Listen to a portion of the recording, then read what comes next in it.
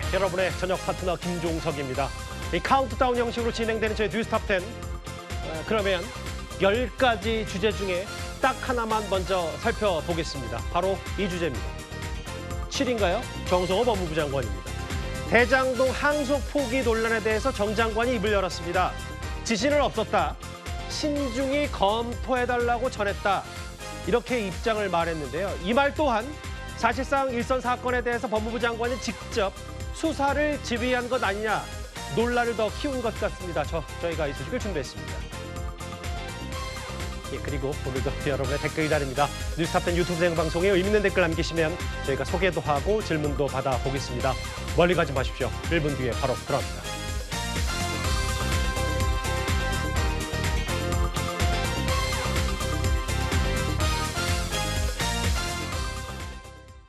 예, 한 주를 여는 뉴스탑 10입니다. 바로 10위부터 출발해 보겠습니다.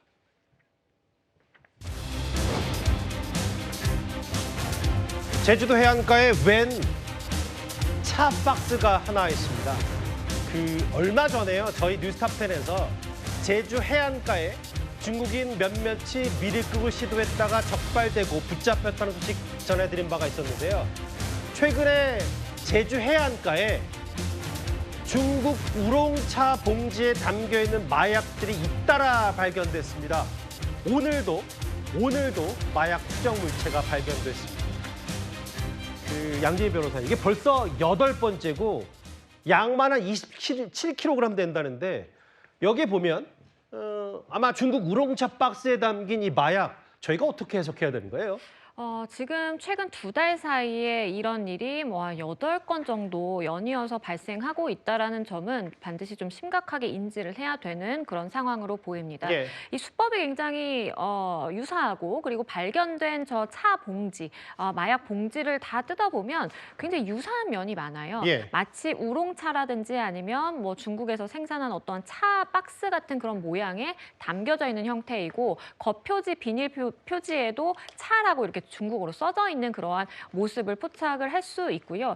다만 차 박스로 보이지만 열어보면 다량의 마약이 이제 들어가 있는 것이 비슷한 수법으로 볼 수가 있겠고요. 예. 저렇게 해안가 지역, 그러니까 제주라든지 포항, 일부 제한된 지역에서 해안가에서만 발견된다라는 점은 뭔가 이것을 노리고 해안가 주변으로 유입을 시키기 위해서 한 것이 아닌가라는 생각을 할 수도 있고요. 예. 우리가 보통은 마약류의 경우에는 뭔가 밀수를 하고자 할 때 굉장히 위장해서 뭔가 막 큰 박스 가운데 이제 구석에 살짝 이제 섞어 넣는다라든지, 뭔가 찾아보기 굉장히 힘들게 포장을 여러 겹으로 하는 경우가 많은데, 예. 지금 발견되는 저 차 박스의 경우에는 그냥 한 겹 비닐 포장이거든요. 그러게요. 그렇기 때문에 좀 이례적이면서도 그러한 유사점을 가지고 있는 그런 상황입니다. 지금 저희가 추가한 내용만 보더라도 지금 27kg 분량의 마약입니다.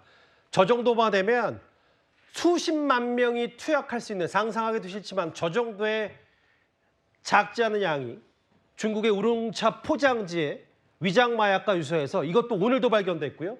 이걸 쭉 합해보니까 2달 사이에 무려 8번이다. 제주 해안가에 저렇게 버젓이 놓여 있고요.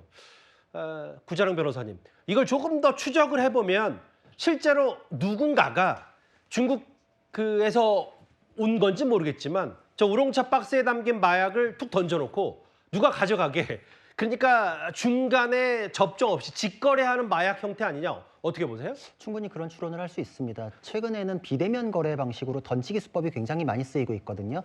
특정 장소에 갖다 놓고 구매자한테 가져가라라고 해서 만날 필요가 없이 거래를 할 경우에는 꼬리 자르기도 되고 거래는 성사되고 이러기 때문에 이거는 던지기 수법일 가능성이 있고, 또 최근에 제주 해안가에서는 고무보트를 통해 가지고 미리국한 사례들이 많았잖아요. 그러니까 예. 고무보트는 사실 레이더망이나 이런 데 잘 안 걸리거든요. 그래서 해안에서 거래를 하다가 해경이나 이렇게 지나가는 걸 봤을 때 해변에 던지는 경우들이 있어요. 그냥 예. 이거는 증거가 수집될까 봐. 그래서 그게 이제 해안가로 떠밀려 왔을 가능성도 있고. 예. 어쨌든 제주를 통해 가지고 마약이 밀수입되고 있다라는 것이 확인된 것이고, 지금 포장이 굉장히 유사하거든요. 예. 그러니까 사실 같은 조직에 의해서 반복적인 범행이 벌어진 것이 아닌가, 충분히 그런 추론이 가능하고, 예. 발견된 것만도 지금 90만 명이 동시 투약할 수 있는 양이 넘는데 8차례 발견됐으면 발견 안 된 건 더 많을 가능성이 있습니다. 예. 그렇기 때문에 굉장히 심각한 사안입니다.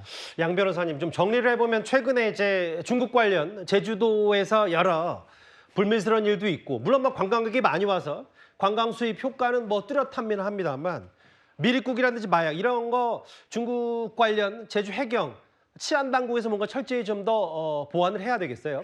맞습니다. 지금 여러 가지 이야기가 나오곤 있는 것이 사실 이제 배를 통해서 이것을 공급을 하려고 했다가 중간에 뭔가 유실되게 된 정황이 있는지 아니면 목표 지점을 정확하게 설정하고 저기에 이제 떨어뜨려 놓은 것인지 이런 여러 가지 이야기가 나오는데 앞서 말씀드린 것처럼 사실 저렇게 포장이 여러 겹으로 되어 있지 예. 않고 굉장히 좀 허술하다라는 것은 유실되었을 가능성은 전문가들이 낮다라고 지금 판단을 하고 있는 상황이거든요. 예. 그렇기 때문에 해안가를 노려서 저 목표 지점에 떨어뜨려 놨다라고 볼 수도 있겠는데 예. 그런 만큼 해경이 동종 범죄라든지 이런 것들이 8차례나 연이어서 발생했다라는 것은 예. 충분히 적극적인 단속이라든지 이런 것들을 예방하기 위해서 적극적인 행위에 나서야 된다라고도 해석을 해볼 수가 있겠고요. 예. 제주를 통해서 해안가로 유입되는 밀수가 점점 늘어나고 있다 그러게요. 보니까 이 부분에 대해서 좀 관심을 가져야 되겠습니다. 요즘 제주도 해안가에서 별일이 다 있습니다. 8번째 마약 봉지, 중국 우롱차 포장 미스터리 10위였습니다. 이제 9위로 가볼까요?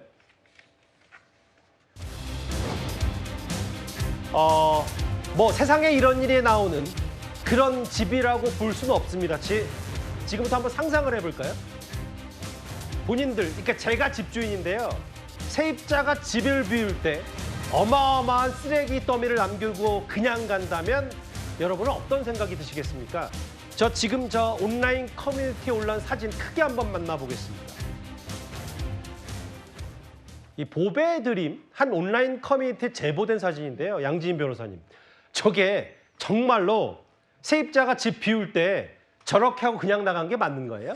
맞습니다. 지금 한 커뮤니티에 올라온 사연인데요. 예. 아버지께서 이제 임대를 주신 겁니다. 그런데 세입자가 오랜 시간 동안 이제 거주를 해왔고 보증금도 받지 않고 월세만 수령을 했다라고 해요. 그러다 보니까 저걸 사실 청소 비용이라든지 여러 가지 이제 고쳐야 되는 부분이 많은데 예. 이것을 원상 회복하기 위해서 들어가는 비용을 공제할 보증금이 없는 상황인 것입니다. 그래서 굉장히 난감한 상황으로 보이고요. 보시는 것처럼 굉장히 쓰레기 더미로 가득한 상황이고 집을 사실 누군가에게 다시 세를 주기 위해서는 아마도 바닥부터 벽지부터 싱크대 그리고 샤시도 다시 사용할 수 있을지 조금 의문이고요. 예. 정말 주장하는 이 글쓴이에 따르면 집 전체 부분을 내부적인 부분 다 철거하고 사실 새롭게 다시 공사를 해야 되는 상황인데 예. 이것에 대해서 세입자가 나 몰라라 하고 청소만 좀 해달라라고 비용을 청구했지만 이것마저 못 내겠다라고 하고 있는 상황이어서 예. 굉장히 분통을 터뜨리고 있는 그런 상황입니다. 이게 지금 제보를 바탕으로 저희가 구성을 한 거고 실제로 집주인 쪽에게 이겁니다.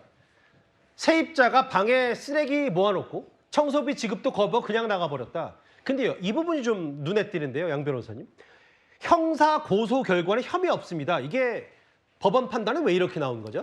그러니까 지금 이제 재물손괴를 가지고 문제를 삼은 상황으로 보입니다. 우리가 재물손괴죄의 경우에는 예. 명확하게 내가 이것을 효용 가치를 떨어뜨린다라든지 훼손하겠다라는 고의를 가지고 향한 경우에만 예. 유죄 판단이 인정이 됩니다. 그렇기 때문에 아마도 저렇게 굉장히 어지러워지고 이 더러운 상황이지만 예. 이것 자체에 고의를 가지고 행한 행위인가를 판단을 해봤을 때 고의가 없다라고 아마 판단이 된 것으로 보이고 예. 다만 일반인의 상식에 비추어 봤을 때 저 정도면 이것을 과연 고의가 없다라고 봐야 될까 좀 의문이 당연히 생길 수밖에 없는 상황으로 보이고요. 예.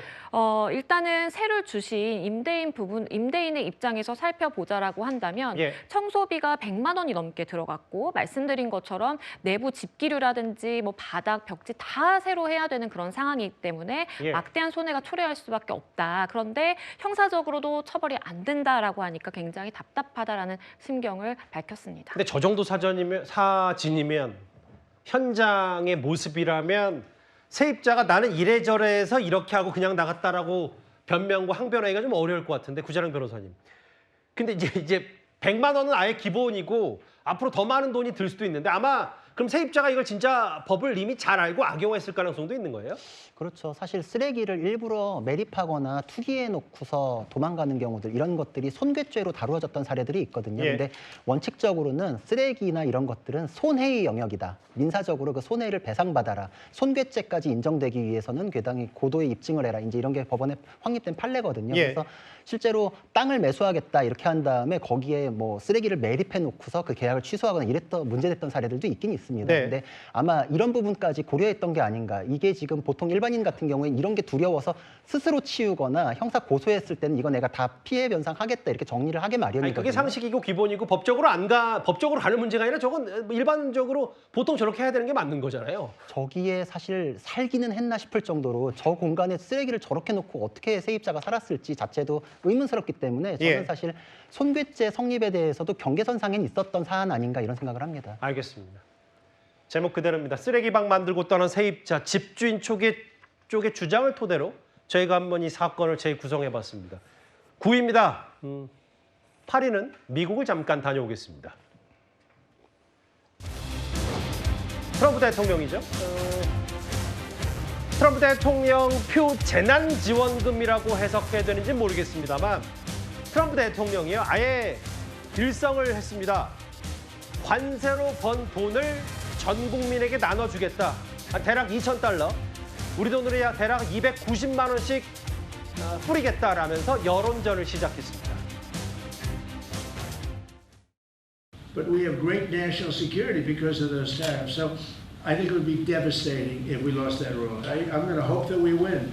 I can't imagine that anybody would do that kind of devastation to our country. 최근에 이제 특정 선거에서 공화당 트럼프 대통령에게 안 좋은 결과들이 좀 많이 쏟아졌었는데 성춘 부의장님, 예.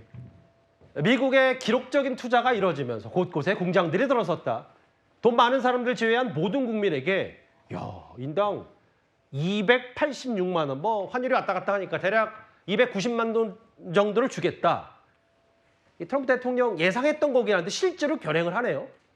결행할 수 있을까요? 실행까지 할 수 있을지 모르겠는데요. 일단 정책적으로 놀라운 건 가장 오른쪽에 계신 극우 정치인이라고 평가도 받는 분이 정책은 또 가장 왼쪽에 있는 예. 좌파적 정책을 실행하고 있는데 이게 실행이 되려면 한국 돈으로 435조 원이 필요하다고 합니다. 지금 미국이 이번 관세 협상, 우리나라만 한 게 아니라 전 세계 대부분의 나라와 이제 관세 협상을 했고 대부분의 그러니까 이득을 얻는 협상. 그러니까 사실 관세 협상의 목적 자체가 예. 특정 국가와 좀 공정한 무역을 하자. 근데 그 공정함의 기준이 미국이 손해를 보면 안 된다가 기준이었기 때문에 미국으로서는 상당히 많은 이 무역적 이득을 얻을 수 있게 되었죠. 그거를 이제 어떻게 보면 관세 협상을 본인이 이뤄냈음에도 불구하고 지금 미국 국내 여론은 좋지가 않거든요. 트럼프 대통령 지금 임기 두 번째 임기에 1년 차를 지나가고 2년 차를 향해 가고 있는 상황 속에서 예. 매우 지지율이 안 좋은 상황에서 이런 좀 포퓰리즘 정책으로 좀 뭔가 국민들의 마음을 얻고자 하는 그런 마음에 좀 이런 정책을 내놓은 것 같은데 제가 봤을 때는 이거 실제로 실행되기는 상당히 어려울 것이다. 재원적으로도 상당히 어려울 것이고 400조가 있어야 되니까. 435조가 필요하니까요. 예. 그리고 정책적으로도 이게 과연 연방 정부의 권한으로 이것을 할 수 있는 것인지에 대한 저는 문제도 있다고 보기 때문에 예. 아마 그냥 이 포퓰리즘적 발언에 불과하지 여론을 반전시키거나 실제 실행되기에는 매우 어려움이 있을 거라고 봅니다. 다만 이런 거 있어요. 지금 최근에 미국이 부채가 꽤 늘어나긴 합니다만 트럼프 대통령의 재정 정책과 연방 정부 정책은 그와 아랑곳 없이 일단 투입할 땐 투입하겠다 이 기조가 있기 때문에 또 정권 초기이기도 하고요. 구장희 변호사님, 이게 아무래도 최근에 미국 내 대법원 행정부가 관세 정책한 거를 뒤집을 수도 있다. 몇몇 보수 성향의 대법관들도 트럼프 대통령의 관세 협상을 법적으로 막을 수가 있기 때문에 아무래도 그런 것도 고려한 트럼프 대통령의 여론전 아닌가 싶기도 하고요. 그렇죠. 그리고 사실 법적으로는 뒤집어질 가능성이 많아서 트럼프 대통령이 굉장히 위기인 건 맞습니다. 예. 지금 지지율도 트럼프 1기, 2기 통틀어서 역대 최저치거든요. 예. 여기에서 이제 관세마저도 뒤집어진다라고 하면 굉장히 초반부터 레임덕 아니냐 이런 얘기도 나오는 상황인데 대법원에서는 이거 무효화할 가능성이 굉장히 많습니다. 왜냐하면 예. 상호 관세에 대해서는 의회의 권한이라는 걸 명확히 하고 있거든요. 그리고 이 부분에 대해서 대통령이 권한을 행사하기 위해서는 국회 국가의 긴급 경제 명령에 준하는 그런 위기 상황이다. 이런 게 인정이 돼야 되는데 예. 사실 위기 상황이나 이런 것들이 인정되지 않음에도 불구하고 그거를 남용해서 굉장히 범위를 확대하고 있는 게 아니냐라는 게 쟁점이고 예. 이거는 사실 법적으로 트럼프가 굉장히 어려운데 근데 또 여기서 끝나는 문제가 아니라서 굉장히 좀 골치가 아픈 게 어떤 겁니까? 상호 관세 부분은 이렇게 될 텐데 또 예. 품목별 관세에 대해서는 행정명령으로 커버할 수 있는 부분들이거든요. 예. 그럼 트럼프가 여기서 물러나겠는가? 그렇지는 않고 다시 상호 관세에서 환원시켜야 되는 부분을 품목별 관세로 다 올려가지고 하면 협상 대상인 우리나라를 비롯한 많은 나라들이 혼란은 있는데 실익은 없어지는 이런 상황이 초래될 수 있어서 여러 가지로 진퇴양난이고 그래서 트럼프 대통령도 물러설 생각이 없는 겁니다. 근데 다만 이제 진짜로 저게 내 주머니에 2,000달러가 꽂힌다고 생각을 하면 이게 또 민심에 미칠 영향도 작지 않아서 이 관세 지원금 성격의 트럼프 대통령의 돈 풀기 이게 미국 내에서도 여러 갈문을박이 있어요. 지금 트럼프 대통령과 가장 대척점에 있는 인물을 꼽으라고 하면 바로 뉴욕시장 당선이 된 조란 맘단이 당선인일 텐데요. 그런데 취임 전부터 공약 실현에 다소 제동이 걸린 것 같습니다. 양지인 변호사님. 사실은 맘단이 하면 뉴욕판 무상 시리즈라고 해서 무상 보육, 무상 버스 이런 공약을 하면서 뉴욕 시민들의 표심을 자극했었는데 무상 보육, 무상 버스까지. 다른 한쪽에서 뉴욕 주지사가 이거 제동을 건 것 같더라고요. 맞습니다. 말씀해 주신 것처럼 맘단위 시장 당선자의 경우에는 무상버스라든지 아니면 무상교육 내가 실천하겠다라고 해서 사실상 당선이 됐습니다. 예. 그런데 이걸 본인 혼자 추진하기는 굉장히 어렵거든요. 예.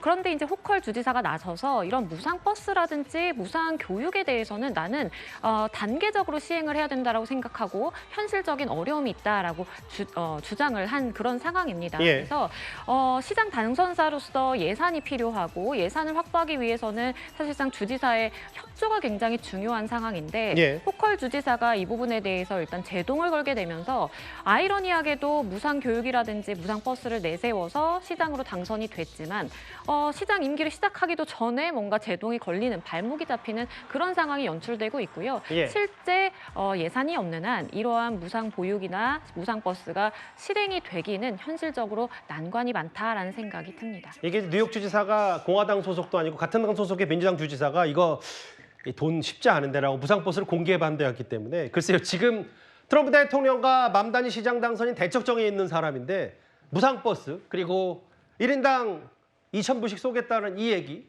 또 묘하게 공통적으로 흐르는 면이 있어서 지금 미국의 뉴욕과 워싱턴을 주목할 수밖에 없는 것 같습니다. 8위였나요? 오늘은 조금 일찍 정치권 이슈로 들어가 보겠습니다. 바로 7위의 주인공은 이재명 정부의 초대 법무부 장관, 바로 정성호 장관입니다. 아시는 것처럼요. 지난 금요일과 토요일에 넘어가는 그 밤 사이 마감 7분 전에 이 대장동 항소 포기 그 논란 사장이 만만치가 않습니다. 이 이슈를 가장 먼저 제기했던 한동훈 전 대표가 선공에 나서고 오늘 현 정성호 법무부 장관도 이례적으로 과천 법무부 청사 앞에서 20분간 작심 발언을 쏟아냈는데요. 바로 전현직 법무부 장관 간의 정면 충돌입니다. 항소 여부는 신중하게 알아서 판단해라. 맨 처음에 그렇게 얘기한 것 같습니다. 근데 정성호 법무부 장관은 나는 몰랐다? 벌써부터 거짓말이 드러나고 있는 겁니다. 한동훈 전임 법무부 장관이 뭐 검찰이 자살했다고 얘기하는데 과연 전직 검찰 출신의 법무부 장관으로서 할 수 있는 얘기는 전 납득이 안 됩니다. 검찰 제가 자살했다고 얘기했죠. 제가 비유한 거 아닙니다. 그거 팩트예요. 여기서 알아서 권력의 개가 돼서 기었잖아요. 그럼 자살한 거죠. 본인은 어떻게 했습니까? 윤석열 대통령 그 징계 사건 관련해 갖고 1심에서 승소했는데 항소 정권 받고 장관 취임하자마자 변호인들 바꿔 갖고서 사실상 징계 축구하듯이 저는 그럼에도 불구하고 장관으로서 구체적 사건에서 이래저래 하지 않는 것이 원칙을 삼았고 제가 매일 보고 맞습니다. 보신 그대로 한 20분간 정성호 장관이 이례적으로 반박을 했는데 그 내용을 보겠습니다. 대장동 항소 여부 신중하게 판단하라 얘기해. 항소 마감 기일에도 종합적으로 잘 판단하라 의견 전달했다. 이현정 의원님. 네. 이게 사실상 지시입니까? 아닙니까? 자, 우리 회사의 상사가 그 신중하게 좀 판단해봐 라고 하면 밑에서는 어떻게 인식을 할까요? 신중 안 하는 경우가 있어요? 다 신중하게 판단합니다. 근데 굳이 신중하게 판단하라라고 이야기를 하는 것은 이 결과 자체에 대해서 뭔가 뒤집어라라는 이야기 아니겠습니까? 이미 아까 좀 전에 앵커도 말씀하셨지만 그날 7일 자정 전에 예. 당연히 저희 기자들도 그렇고 다들 이거는 항소한다라고 다 생각하고 있었습니다. 근데 갑자기 이 채널A 보도를 통해서 항소 이 자체가 지금 어려워지는 것 같다라는 보도가 그날 밤에 뜨면서 저도 깜짝 놀랐어요. 이런 경우가 있을 수가 없는데라고 생각했었는데 아니나 다를까 결국 검찰이 7분을 남겨두고 결국 항소를 하지 않았습니다. 예. 자, 그러면 이런 상황에서 법무부 장관이 검찰에게 뭐 아무 말 안 하면 모르겠습니다만 예. 신중하게 판단하라라고 이야기를 하는 것은 결국은 사실상의 수사지휘를 한 거라고 저는 판단합니다. 왜냐하면 우리가 뭐 이런 조직 사회나 이럴 때 보면 다 저런 식으로 이야기하는 거는 결국 그 내용에 하지 말라는 이야기가 포함되어 있다는 거 아마 조직 생활 해보신 분들은 다 아실 겁니다. 자, 그런데 문제는 그 법무부 장관이 이렇게 검찰총장의 이야기를 하려면 수사지휘권을 발동해야 됩니다. 보통 수사지휘권을 문서로 일단 발동을 하는데요.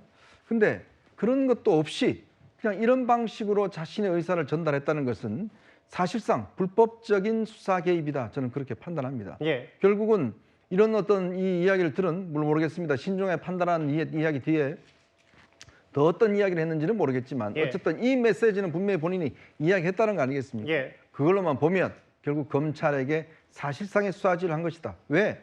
당연히 검찰은 신중하게 판단합니다. 자, 판단한 거를 거듭 이야기를 하는 것은 예. 하지 말라라는 이야기겠죠. 그 강성필 부위원장님 오래 기다리셨어요? 신중히 판단해봐, 잘 생각해봐가 지시 아니냐? 사실상 수사 개입 확실하다. 어떻게 받아들이시겠어요? 사실 근데 뭐 신중하게 판단하란 말은 사실 하나 당연히 해야 될 일인 거거든요. 그럼요. 예. 근데 결과적으로 이게 수사 지휘를 했다 보면 문서로 해야 되는 거잖아요. 예. 근데 문서를 안 했잖아요. 그렇기 때문에 이것을 뭐 수사 지휘를 했네 안 했네 이렇게 말하는 것이 무슨 의미가 있나 싶고. 예. 그 이제 저는 이제 중앙지검장도 결국에는 사의를 표명했잖아요. 예. 그렇게 본인들이 잘못됐다고 생각하면 그냥 항소하고 사표 내면 되는 것이지.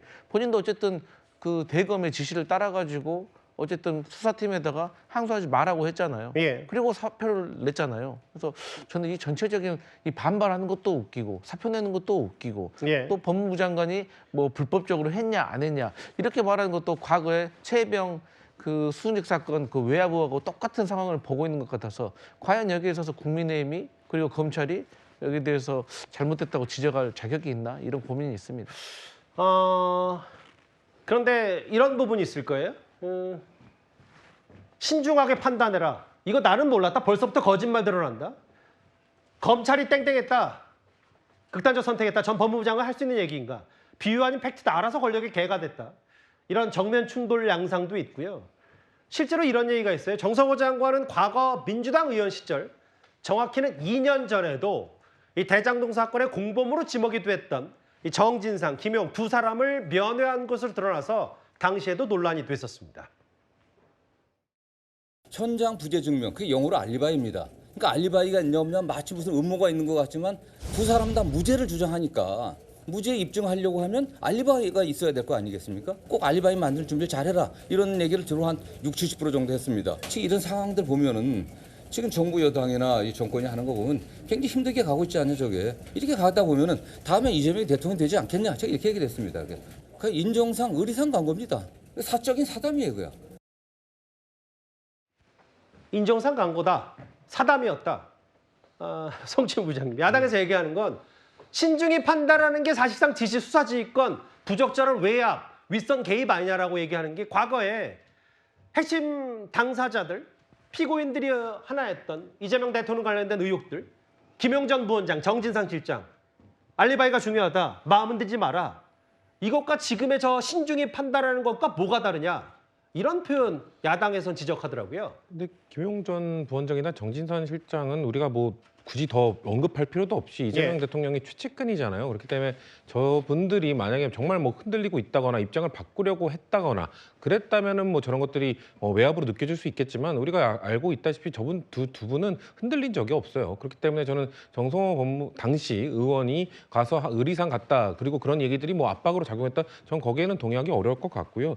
그리고 법무부 장관으로서 신중하게 판단하라고 얘기한 것 그것은 법무부 장관이 취임한 이후에 그리고 아마 이재명 대통령 대통령과의 국무회의에서 나왔던 아마 영상이나 이런 걸로 많이 알려져 있는 그 검찰의 기계적 기소와 관련되어서 법무부 장관도 입장을 표명한 적이 있기 때문이 예. 아니겠습니까? 왜냐하면 작년 사법연관 기준으로 검찰이 단독 이 항소한 거에 대한 파기율이 22%에 불과합니다. 피고인이 했을 때 절반에 불과하기 때문에 이런 것들이 너무 신중하게 판단하지 못한 것 아니냐, 검찰들은 뭔가 기계적으로 항소하는 것 아니냐, 이런 전체적인 원론적인 이야기가 있기 때문에 예. 저는 정성호 장관이 그래 뭐 3, 4일 그 1심 난 이후에 이번 항소를 한다 하더라도 그런 것들을 신중하게 한번 판단해봐라고 이야기한 것이 그거 야 하지 마라고 압박으로 느꼈다는 것은 너무 그 결과론적으로 그냥 그 항소 포기가 됐기 때문에 그거에 대해서 지시한 것 아니냐라고 너무 끌고 가는 것 같아요. 저는 이거는 노만석 검찰 대행이 예. 그 굳이 비판한다면은 그건 알아서 긴 거라고 봐야 되지 않나. 그쪽을 비판해야 되는 거라고 보지. 정성호 장관의 압박 때문에 알아서 그 사람이- 겼다. 예. 네, 압박 때문에 저는 판단했다고 보지는 않습니다. 예. 뭐 알아서 꼬리를 내렸다라는 취지는 일단 성춘 부장께서도 그 항소 포기가 이례적이라고 보시는 건 보시는 거네요. 이례적이죠. 예. 이게 흔히 있는 일은 아니죠. 그러니까 예. 기계적 항소에 대한 비판은 있을 수 있습니다만 예. 왜냐하면 이게 관련된 판례가 그렇게 존재하지 않는 것이잖아요. 예. 그렇기 때문에 다양한 해석들이 있습니다.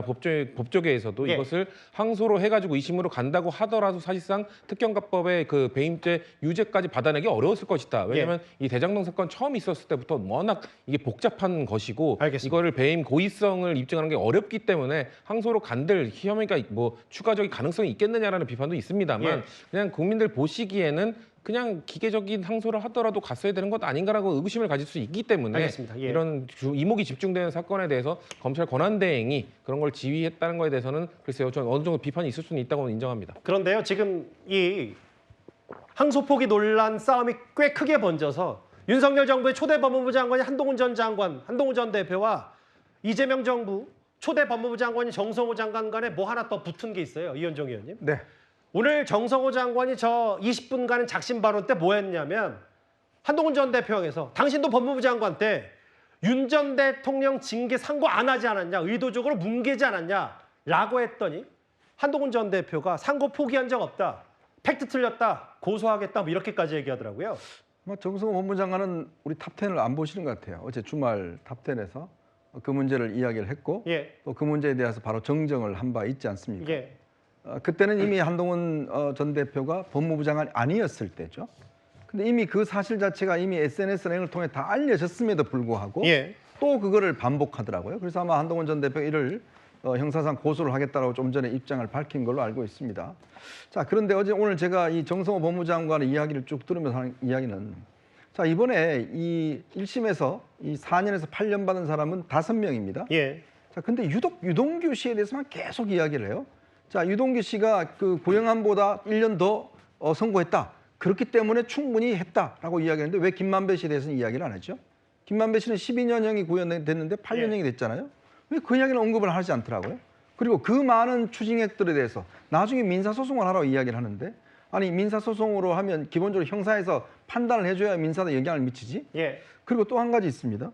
왜 이런 사안들을 아까 조금 전에 이야기했지만 항소에 대해서 신중하게 해야 된다고 하는데 왜 하필 이 사건에 처음 적용하나요? 다른 사건 적용하면 안 되나요? 예, 다른 사건들 많지 않습니까? 예를 들어서 무죄 났는데 계속 항소하고 있는 사건 이재명 대통령 이야기를 했잖아요. 근데 왜 첫 번째 사건이 왜 이 사건이 되느냐는 문제죠. 예. 자, 조국 전 장관이 본인이 그 법무부 장관 있을 때 예규를 바꿨습니다. 출두할 때 밑으로 지하 주차장 갈 수 있도록 했습니다. 예. 그 첫 번째 수혜자가 누구죠? 본인이었지 않습니까? 예. 자, 이재명 대통령이 항소 이거 신중하게 해라라고 이야기를 했는데 왜 첫 번째 대상자가 대장동 사건이어야 되는 거죠? 자, 그러니까 국민들이 의구심을 갖는 겁니다. 이런 전현직 법무부 장관의 정면 충돌, 이걸 일단 접어두고요. 조금씩 오늘 법무부의 수장인 정성호 장관이 얘기했던 그 부분을 팩트 체크 형식으로 하나하나 살펴보겠습니다. 오늘 정 장관 이렇게 얘기했죠. 항소 포기 논란에 대해서 아니 구형보다 높은 형을 선고받은 사람도 있기 때문에 항소 안 해도 문제없다고 판단한다. 구자랑 변호사님, 저하고 화면을 같이 볼까요? 구형이 징역 12년, 1심 8년 나왔고 징역 10년에 5년, 유동규 전 법무부장 7년에서 8년. 구형보다 높은 형이 선고받은 사람 딱 두 사람이에요. 유동규 전 법무부장과 정미영 변호사. 그럼 나머지는 뭐냐? 이걸 어떻게 받아들이세요? 그러니까 설명이 안 되는 거죠.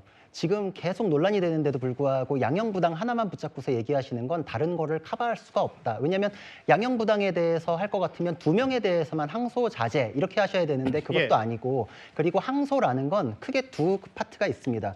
무죄가 난 거에 대해서 유죄로 해달라고 항소하는 거, 그리고 양형에 대해서 항소하는 거, 두 개는 완전히 별개예요. 그리고 그 두 개에 대해서는 양형부당에 대해서 고려하는 건 검찰이 공소 제기한 내용이 전체가 다 유죄가 됐을 때, 다 유죄가 되고 나서 양형만 다툴 때, 그러면 양형에 대해서 맞냐 적냐 요걸 따지게 되는 건데, 양형이 많이 나왔기 때문에 무죄에 대해서도 다툴 필요가 없다, 이런 건 있어 본 적이 없는 얘기입니다. 예. 그리고 다른 사람에 대해서도 설명이 안 되는 것이고, 이게 굉장히 이득을 주는 것이 될 수밖에 없는 게, 이 김만배 일당에 대해서는 예. 민주당에서도 예전에 부패 파렴치범이라고 얘기를 했었어요. 비난을 했었고, 지지난 대선 때도 몸통 바꿔치기만 하려고 했죠. 이재명이 몸통이다라고 하니까 윤석열이 몸통이다, 유동규가 몸통이다, 이런 식으로 해서 부패 범죄라는 건 인정했었고, 당시 이재명 지사도 부패 파렴치범이라서 사면 대상 아니다라고까지 얘기를 했었는데, 예. 이 사람들에 대해서 항소를 안 하는 거, 그걸 양형에 대한 것만 가지고 설명하려고 드는 거는 다른 거에 대해서 근거 없다라는 것을 설명하는 것이고,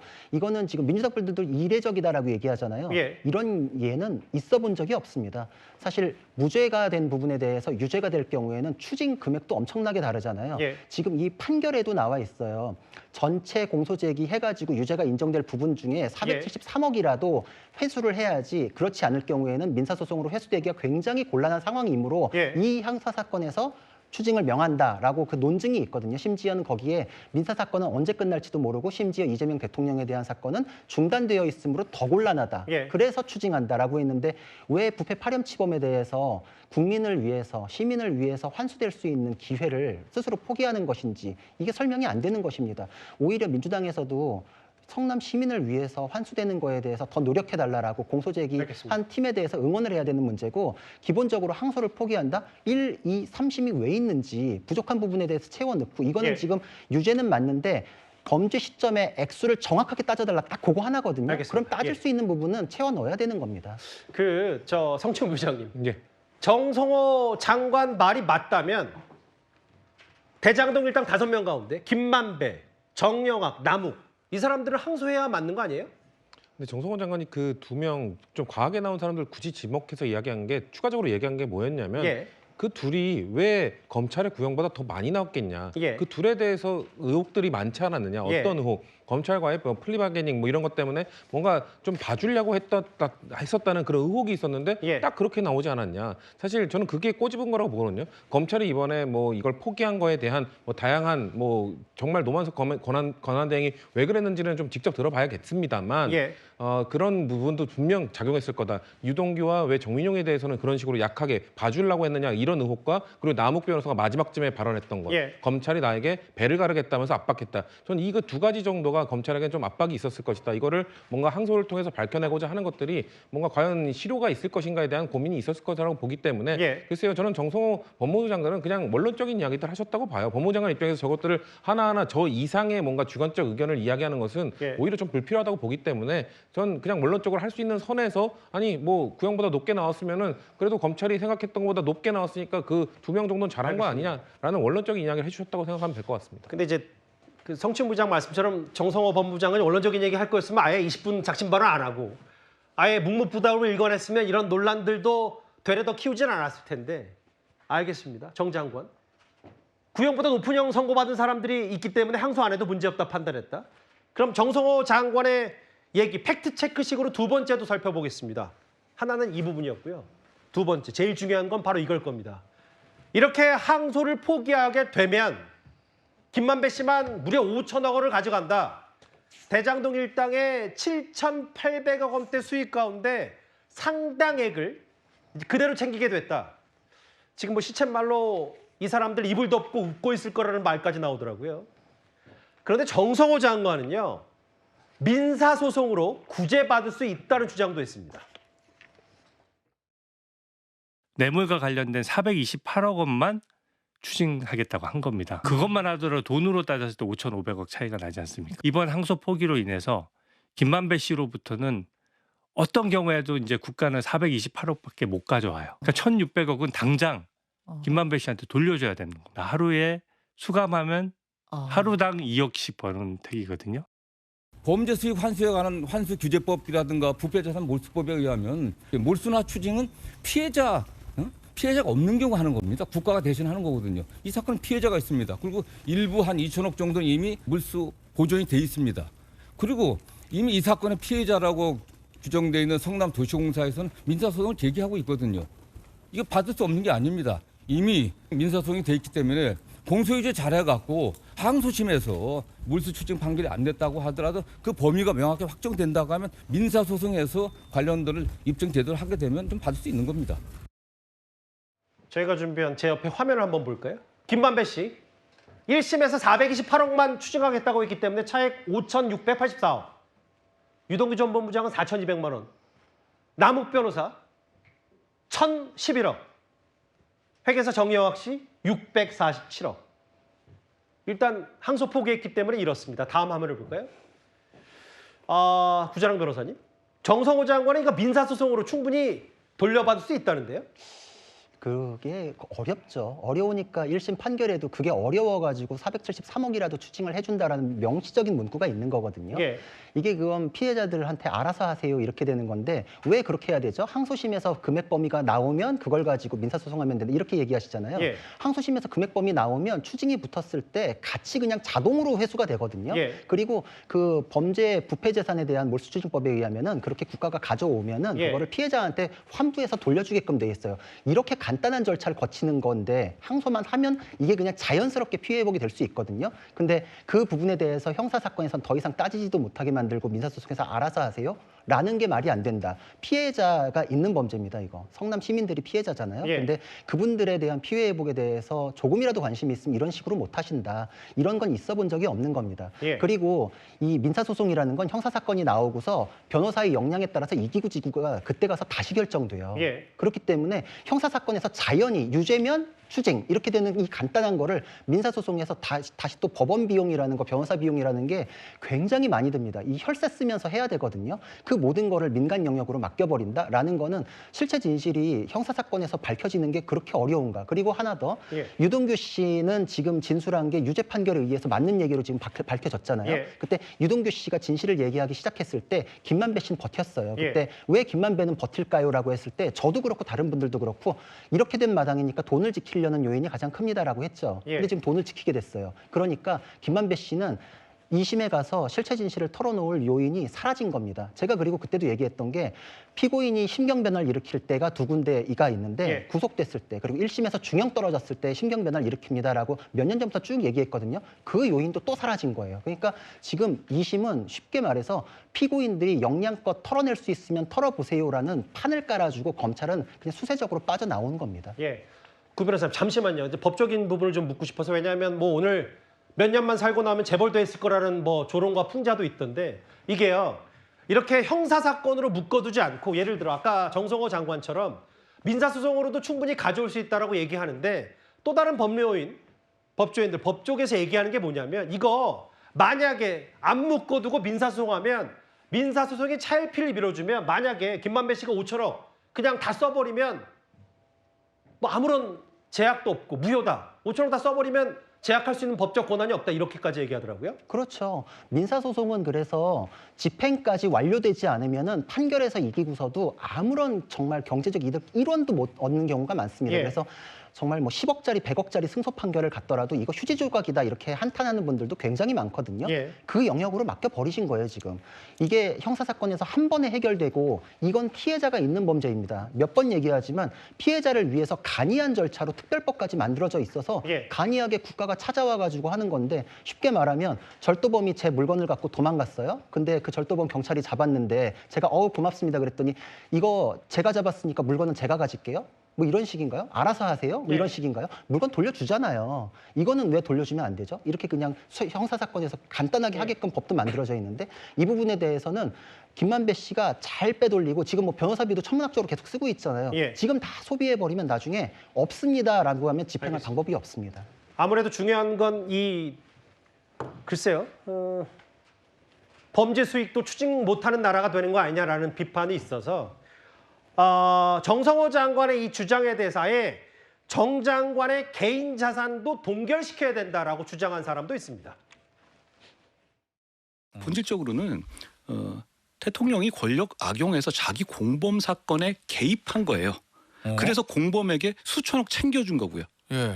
결국은 관련자들 다 감옥 가야 되고 그 수천억 손해를 자기 돈을 물어내야 합니다. 그냥 감옥 가는 문제가 아니라 예. 이거는 정성호 법무부 장관 이하 예. 관련자들 각각 개인 재산 동결해서 국가가 손해배상 청구해야 합니다. 강하게 비판을 해서요. 성춘 부장 아니죠. 이제 정확히는 이제 강선필 대변인께 반론을 드려야 될 것 같아서 아예 대통령이 공범들 수천억 챙겨준 거고 저렇게 하니까 정성호 장관 자산도 동결시켜야 된다라는 게 한동훈 전 대표 주장이에요.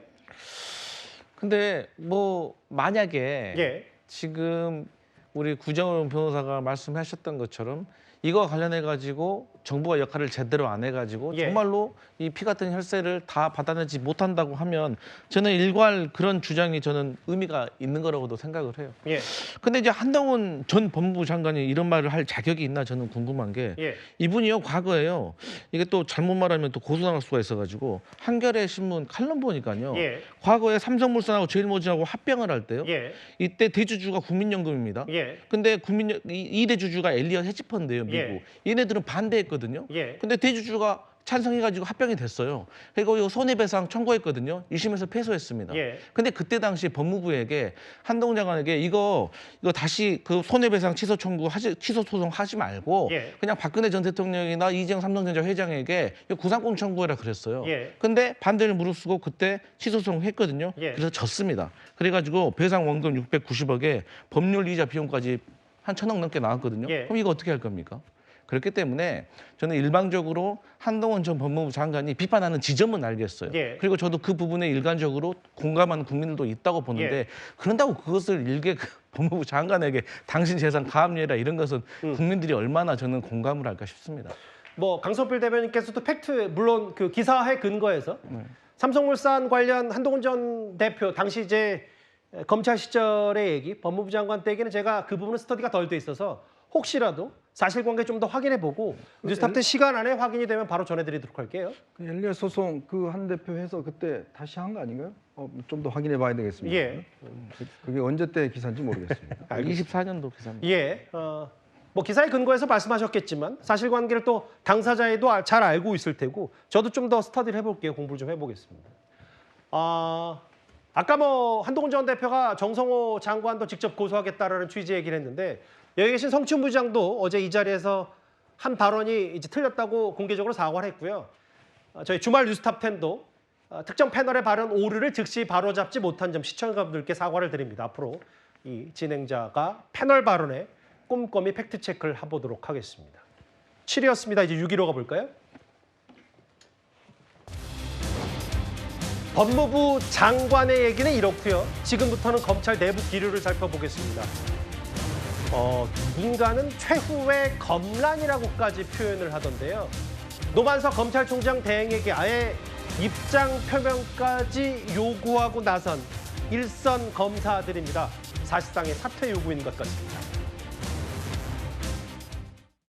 법무부 장관으로 상속 소개를 받았습니까? 제가 말씀드리겠습니다. 대행 판단으로 어제 입장 그대로십니까? 친윤 정치검사들의 쿠데타적 항명이 참으로 가관입니다. 검찰이 기계적 항소권의 남용을 자제한 것은 당연한 거 아닙니까? 그들이 하는 행태가 공무원의 정치 중립 위반이라는 거 알고는 계시죠? 국정조사, 청문회, 특검 등 가능한 모든 수단을 동원해서 당신들이 어떤 행위를 했는지 밝혀보겠습니다. 오늘 오후에 동아일보의 단독 보도를 먼저 짚어보겠습니다. 이현정 의원님. 네. 아까 분명히 정성호 장관은 친중이 판단해달라는 취지의 얘기를 2차례밖에 안 했다. 지시 안 했다라고 했거든요. 그런데 오늘 노만석 대행이 후배 검사들이 항의 방문한 모양이에요. 대검찰청에. 그랬더니 용산 법무부와의 관계 그리고 검찰의 어려운 현실 고려할 수밖에 없었다. 이걸 어떻게 해석하시겠어요? 결국 저는 자백한 게 아닌가 싶습니다.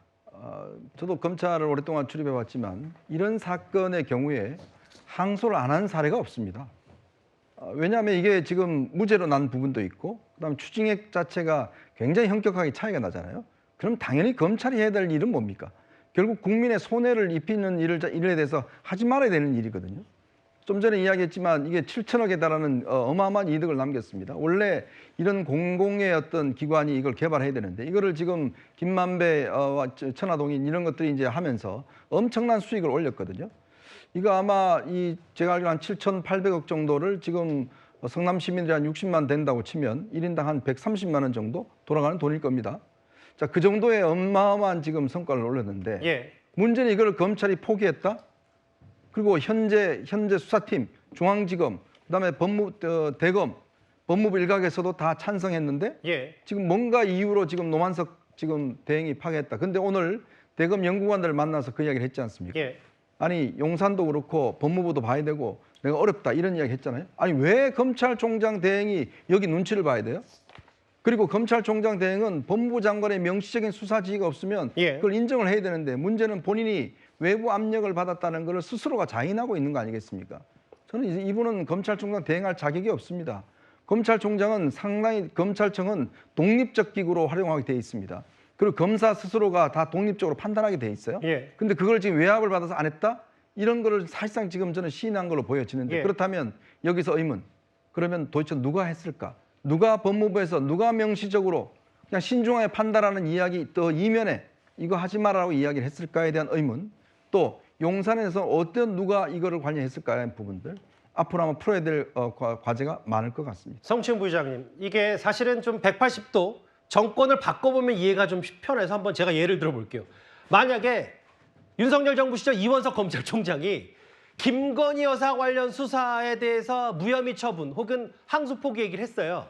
근데 당시 윤석열 대통령의 온상 대통령실과 한동훈 전 대표의 법무부 장관 관계를 고려해서 이원석 총장이 이런 판단을 내렸다라고 하면 당시 민주당이 뭐라고 했을까요?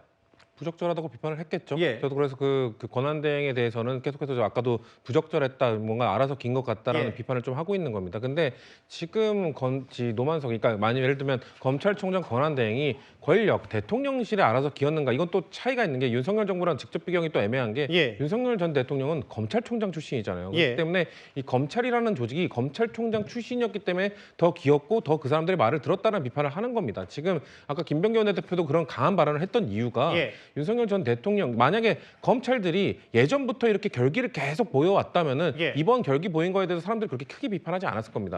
근데 윤석열 전 대통령, 검찰총장 출신의 대통령에 대해서는 이번 올 초에도 그런 일이 있었지 않았습니까? 구속 취소가 인용되었을 때 항소 포기한 검찰에 대해서 그런 뭐 이런 집단적 반발이나 이런 것들 없었어요. 그때는 결기를 보여주지 않다가 왜? 검찰총장 출신 대통령이니까. 그때는 가만히 있다가 이번에 갑자기 결기를 보여주겠다고 하니까 근데 전 결기도 사실 결기로 안 보입니다.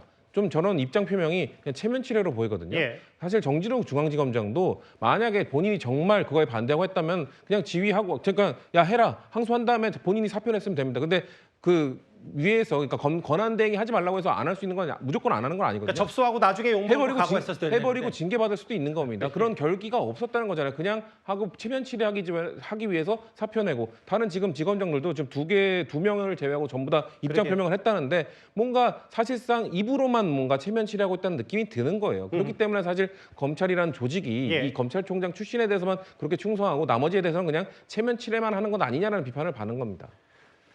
일선 검사장들 8명 항소 포기 구체적 경위 설명 안 된다. 왜 검찰이 존재해야 되는지에 대해서 치명적이다. 거치 표명해야 되는 사실상 사퇴 요구도 했고요. 신임 검사교육 담당 교수들 거의 그러니까 검찰에 몸담고 있는 사람들은 바로 다 노만석 대행을 겨루고 있어요. 다음 화면을 볼게요. 근데 구자영 변호사님 보니까 김태훈 검사장과 이문정 검사장만 이번에 노만석 대행을 겨누지 않았습니다. 어떻게 해석하시겠어요? 저분들은 정부하고 코드가 맞나 보죠. 이게 이문정 지검장 같은 경우에는 본인이 상부의 지시 어기고서 백지구형을 무죄구형했다. 뭐 이렇게 해서 이름을 알리지 않았습니까? 예.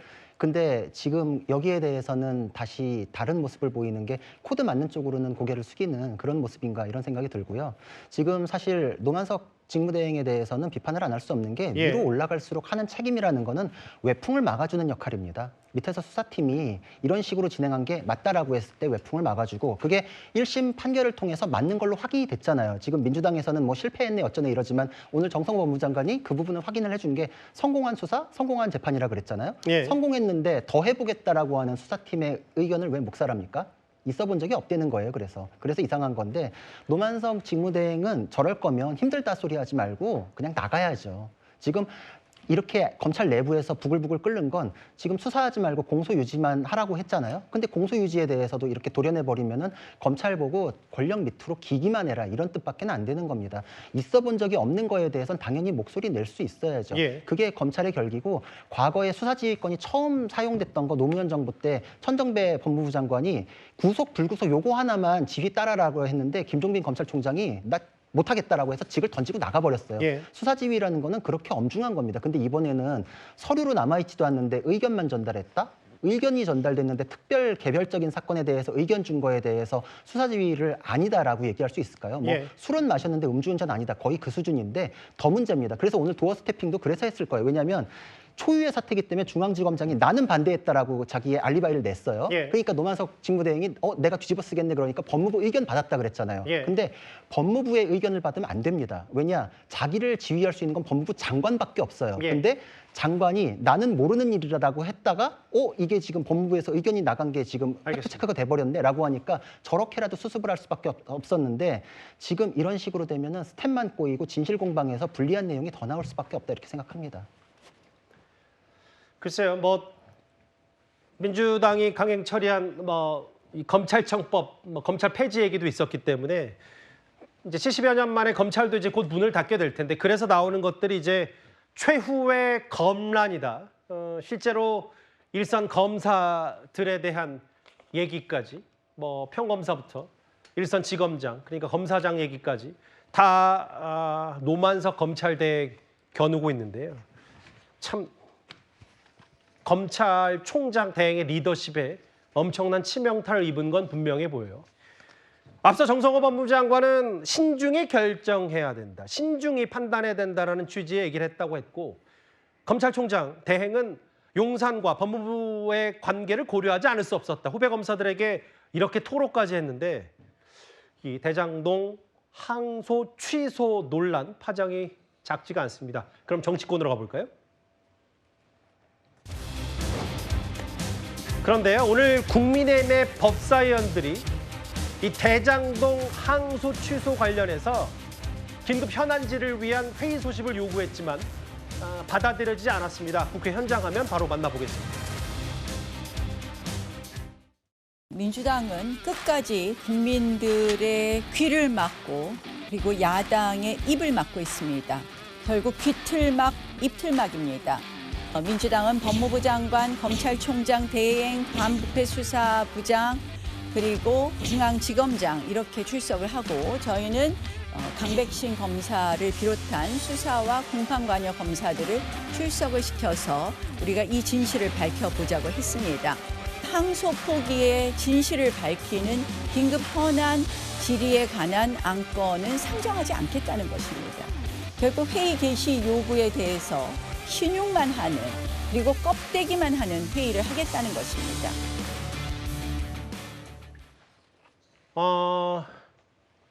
추미애 법사위원장은 내일 법사위를 소집하겠다라고 한 대신 국민의힘 측은 신청 증인이 참석하지 않으면 협의에 응하지 않겠다. 강성필 대변인, 이거 다 증인 불러야 된다. 대장동 항소 포기. 그동안 법사위, 추미애 법사위원장의 여러 긴급 현안질이 그렇게 자주 해놓고서 국민의 입장에서는 왜 이런 정작 중요한 거 안 하냐. 이렇게까지 추미애 법사위원장을 비판하고 있어요. 근데 이제 저희 민주당 입장에서는 예. 사실 이제 이 대장동 사건과 관련해 가지고 이 국민의 혈세가 시권에서 범죄자들에게 간 것에 대해서 이걸 응징하지 않는 것에 대해서는 사실 국민의힘이나 민주당이나 같은 의견일 거라고 생각을 해요. 그러면 그렇게 따진다고 하면 과거에 55 클럽과 관련해 가지고는 국민의힘이 얼마나 지금과 같은 열정으로 이것에 대해서 추징해야 된다, 벌을 벌여야 된다 이런 얘기 했습니까? 우리 다 기억하고 있잖아요. 이 곽상도 씨의 그 아들 30대가 아니 화천대유입니까? 회사에서 퇴직했는데 퇴직금으로 50억을 받았다는 거예요. 이게 말이 됩니까?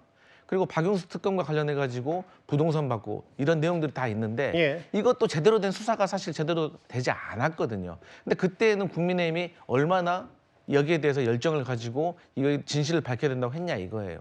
그런데 그때의 모습과 지금의 모습이 조금 다르다고 생각을 하고 예. 그럼에도 불구하고 결국에는 이제 이 법사위가 뭐 앞으로 계속 안 열리겠습니까? 언젠가는 열려야 되고 또 정성호 법무부 장관은 나와야 되고 예. 그때 또 국민의힘 의원들은 또 발언하고 질의할 겁니다. 예. 그렇기 때문에 지금 당장에 이러한 것에 대해서 이 문제를 가지고 예. 법사위에서 민주당 법사위원들이 여는 것은 무리하다라고 생각하는데 예. 결국에는 이제 정성호 장관 상대로 질의할 기회는 피할 수가 없다 이렇게 보여집니다. 뭐 시간 문제지 어쨌든 이 법사위에서 정성호 법무장관 비롯한 핵심 당사자들에게 야당이 질의하는 거는 앞으로 있을 수밖에 없고 열릴 수밖에 없다. 그런데 저는 이런 부분이 오늘 좀 눈에 띄더라고요.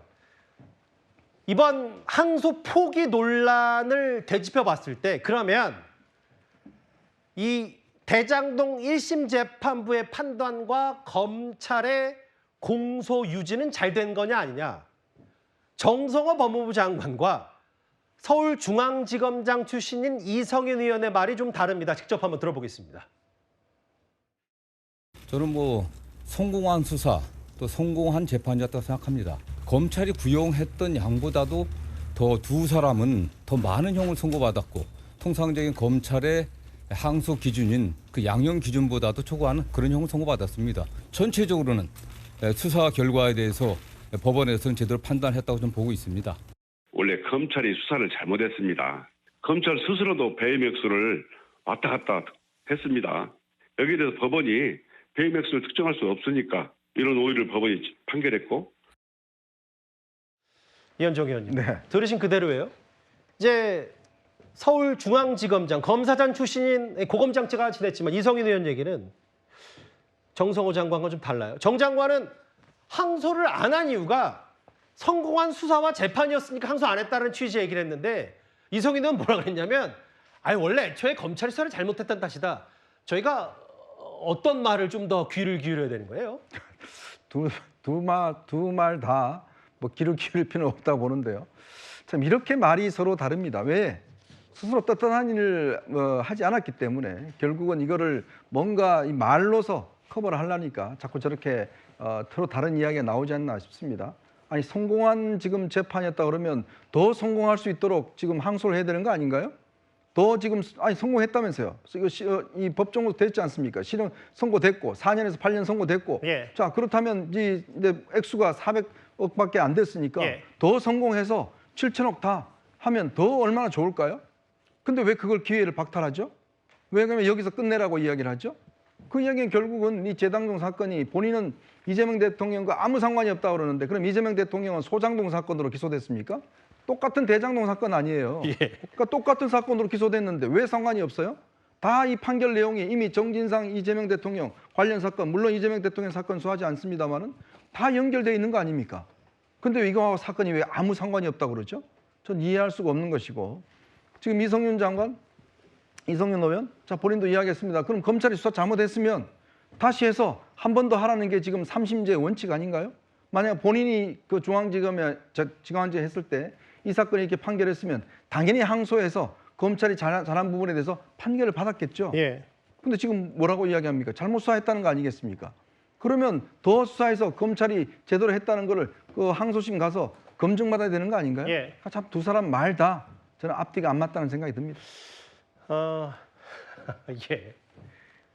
아니 애초에 검찰이 수사를 잘못했다고 갖고 정성호 장관은 이거 성공한 수사고 재판이었으니까 다 받을 만큼 다 형량 잘 받았으니까 항소할 이유가 없다. 글쎄요. 뭐 어찌 보면 크게 봤을 때 범여권, 여권에선 좀 스텝이 꼬인 건 아닌지 모르겠어요. 다음 화면을 보겠습니다. 최근에 대통령실도 이 이른바 항소 포기 논란에 대해서 이렇다게 언급은 하지 않고 있는데 공식적인 얘기는 그래요. 대통령이 항소 지시, 포기 지시 안 했다. 그런 문제에 관여할 만큼 한가하지 않다. 근데 이제 성침 부장님 이런 거잖아요. 네. 최근에 재판중지법, 뭐 국정안정법으로 포장했다가 이제 논란도 있었고 굳이 정쟁에 휘말릴 거 없이 이재명 대통령은 정책과 외교 성과, 민생으로 승부하겠다라고 했잖아요. 근데 한가하지 않다는데 그러면 이렇게 성춘 부장 말처럼 알아서 검찰이 기었거나 혹은 누가 여권에서 이렇게 굳이 안 해도 행동을 했다면 대통령실 이거에 대해서 분노해야 되는 거 아닙니까? 그죠?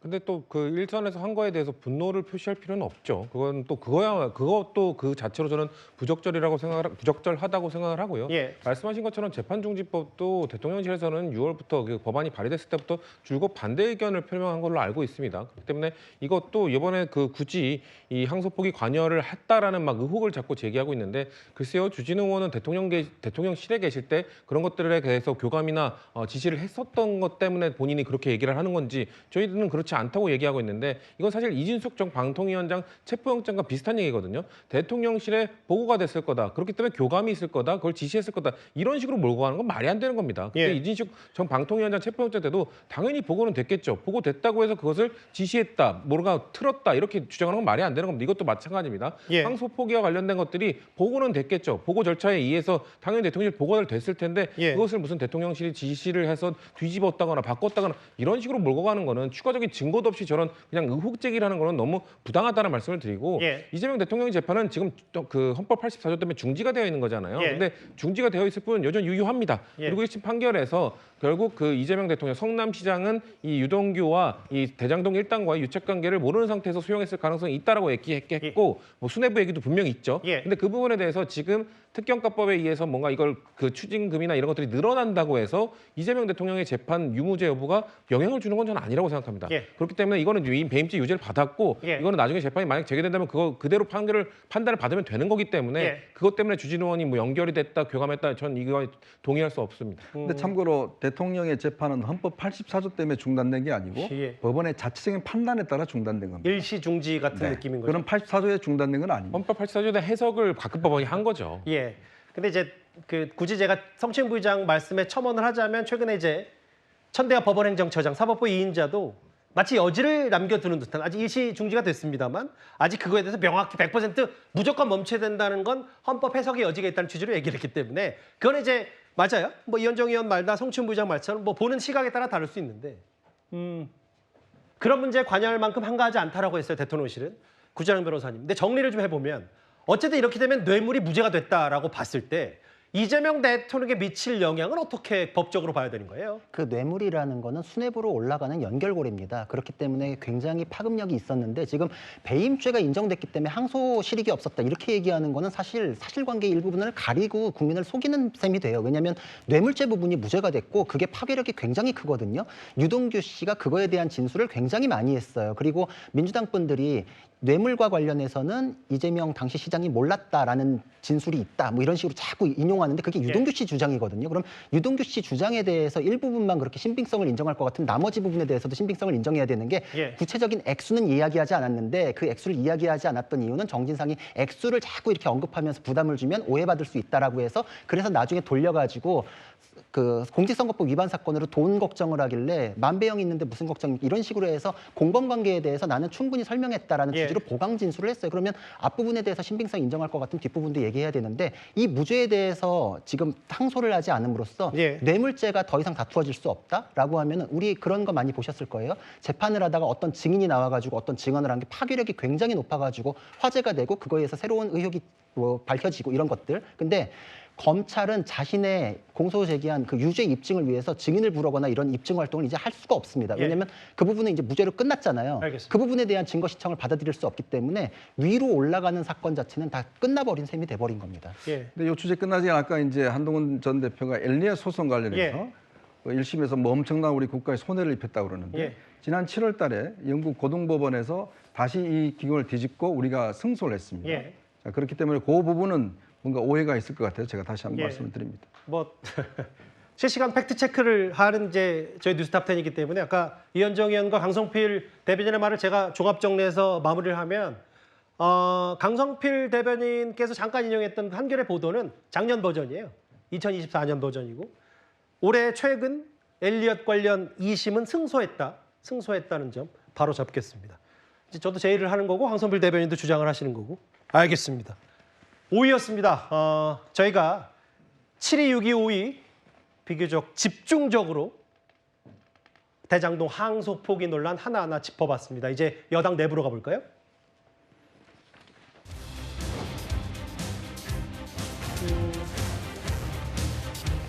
정청래 대표 사진이 나왔어요. 그때 어제였습니다. 이제 보통 당대표가 취임 100일을 맞이하게 되면 기자회견을 여는 게 보통인데 어제 정 대표는 기자회견 대신에 유기견 보호소를 찾았습니다. 오늘 또 공교롭게도 원팀을 내치는 여당의 지역위원장 워크숍이 있었는데 이런 화면이 연출됐습니다. 취임 100일인데요. 주변에서 100일 날 당대표 취임 100일 기자회견을 했고 또 그것이 관례라고 그러는데 오늘은 말보다는 일을 하러 왔습니다. 대통령의 메시지를 대독하도록 하겠습니다. 우리는 하나일 때 가장 강합니다. 같은 뜻을 품고 같은 곳을 향해 가는 동지들을 믿고 고생하고 계시는 이재명 대통령을 위해서 안 계시지만 박수로 소개를 응원해 주시기 바랍니다.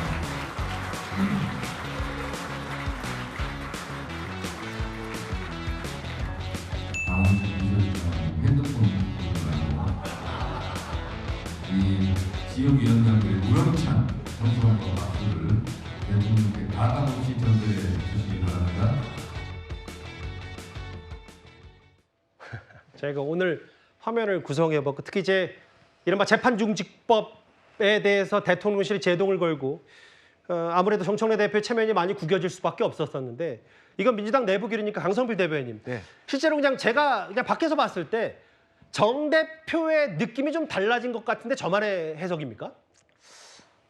아, 이거 그 달라진 느낌이 어떤 느낌인지는 사실 사람의 마음이기 때문에 조금 해석이 차이는 있는데 일단 제가 느끼는 느낌은 일단 당원들이 기본적으로 이 대통령실과 당이 엇박자가 나가지고 이게 국민의힘으로 하여금 지금 뭐 둘이 사이가 안 좋은 거 아니야? 뭐 이러한 프레임이 전개가 되고 그런 과정 속에서 당원들과 지지자들이 불안해하고 이러한 프레임 자체를 싫어하기 때문에 앞으로는 제발 이러한 프레임 자체, 이러한 지적 자체가 나오지 않도록 당정대가 좀 잘 좀 해라 라고 하는 당원들의 원성이 최근 너무 자자합니다.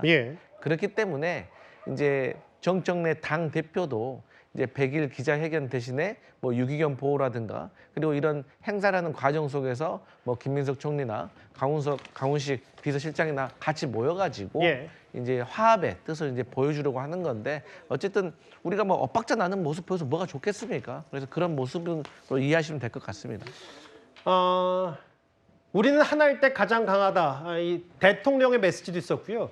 이현정 의원님. 근데 참 유기견 봉사는 이례적이었고 최근에 정청래 대표가 뭐 예전 같으면 뭐 본인의 성정상 뭐 부동산이라든지 혹은 최근에 있었던 뭐 야당이 계속해서 치받고 있는 이 만약에 항소 포기 논란에 대해서 선봉에 서서 뭐 얘기를 했을 법한데 최근에 이제 여러 분위기, 당정대, 특히 정청래 대표 기류는 어떻게 받아들이시겠어요?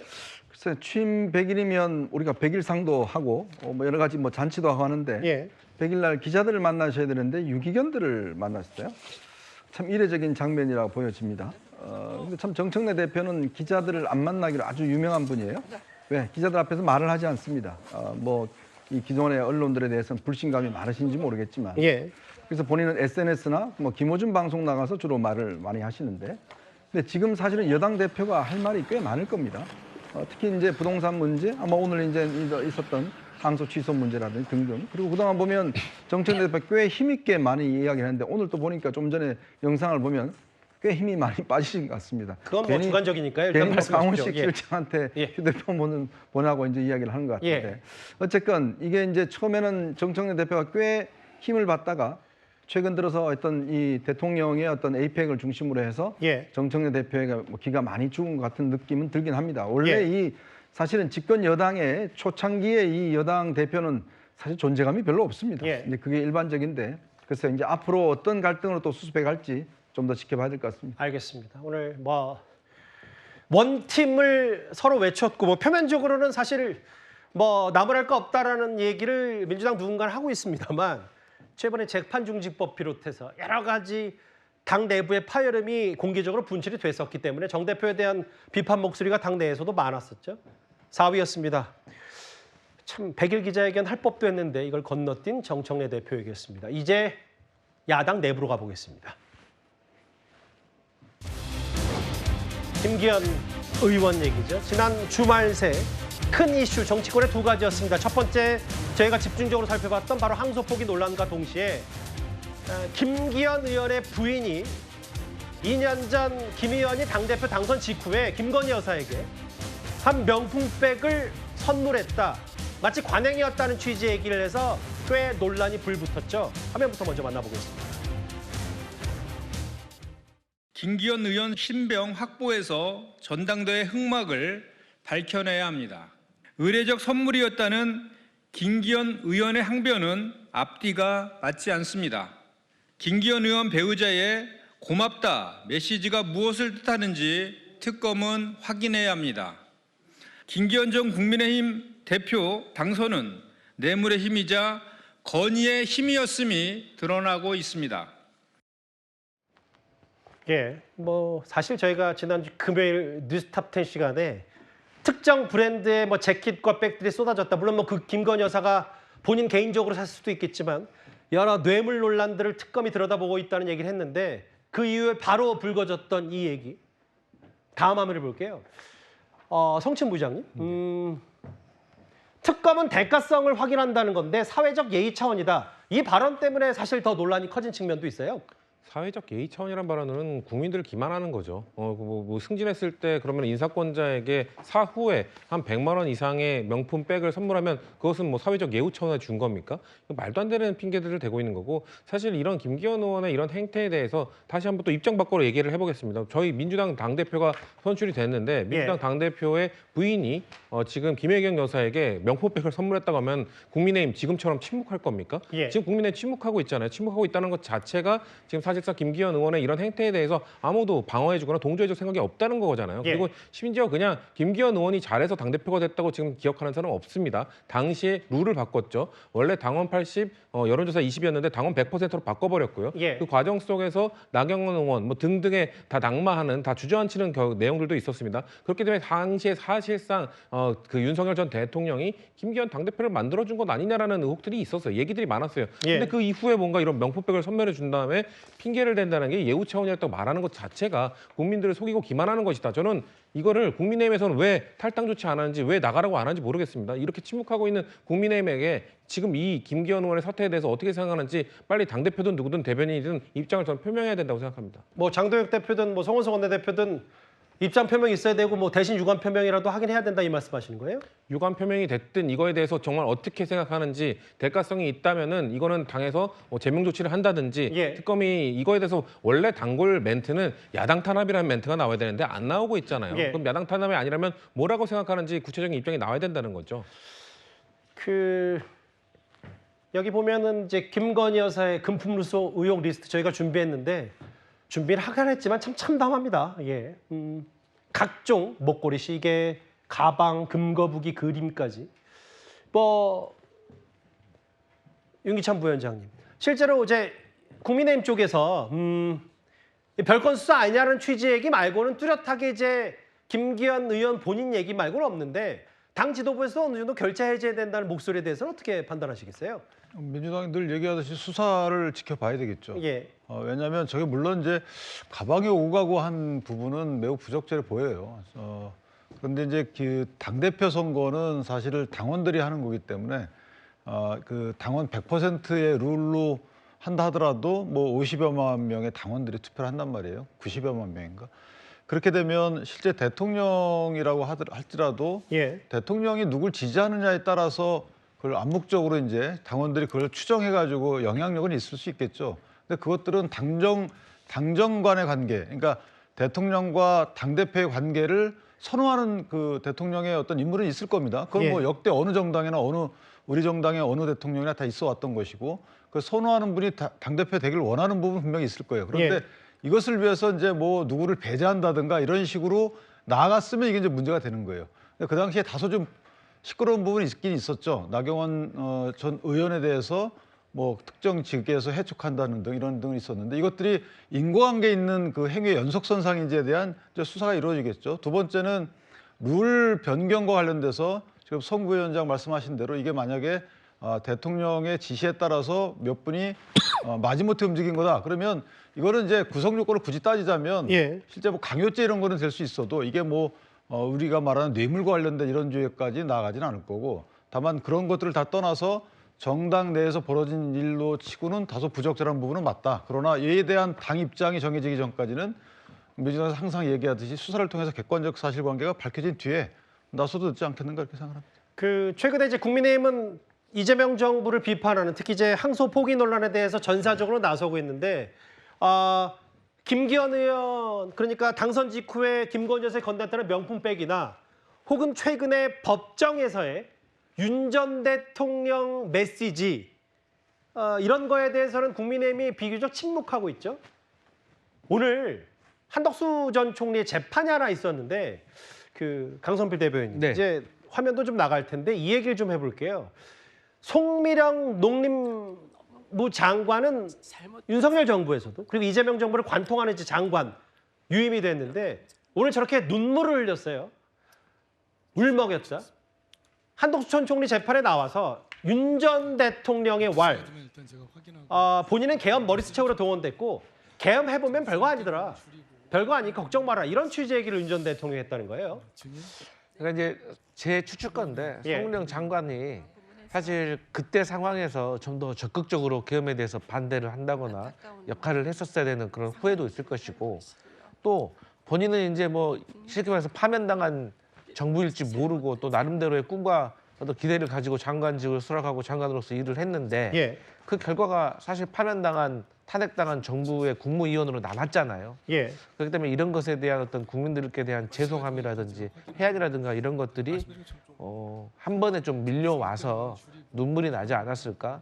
그리고 지금도 사실 이러한 상황에 대해서 본인이 알고 있는 것 외에 어떤 진실이 제대로 이렇게 밝혀지지 않고 자꾸 진실을 말해야 되는 사람들이 거짓을 말하고 있고 뭐 이러한 모습들을 보면서 또 본인도 한편으로는 답답한 마음도 있지 않았을까? 그런 마음에서 눈물이 나왔을 거라고 저는 그렇게 생각이 들더라고요.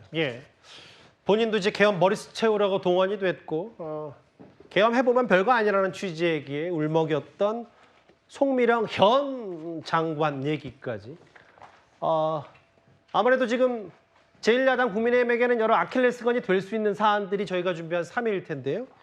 알겠습니다. 3위까지 짚어봤습니다. 이제 저희가 준비한 상위권 주제 딱 2개 남았죠. 2위로 가보겠습니다. 김윤덕 국토부 장관입니다. 부동산 주무부처 장관이죠.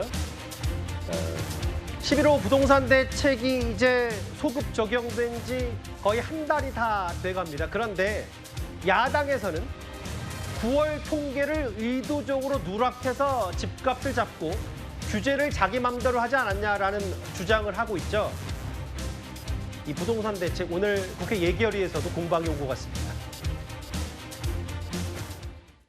만약에 행정소송에서 국토부가 패소하면 지난번에 얘기했던 그 몇몇 구 서울과 경기 지역의 그 여러 가지 규제는 푸실 생각이십니까?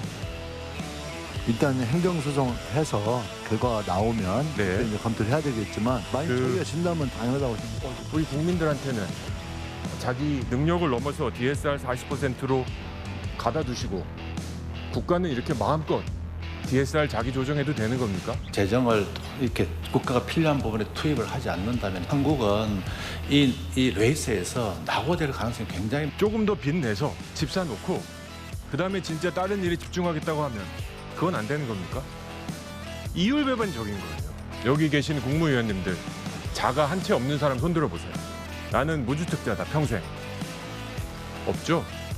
100% 보유하고 계십니다. 가장 싼 가격을 놓치게 만드는 거라고요. 국토부 장관님 이거 어떻게 생각하십니까? 부분적으로 우리 국민들이 불편할 수 있다고 저는 봅니다.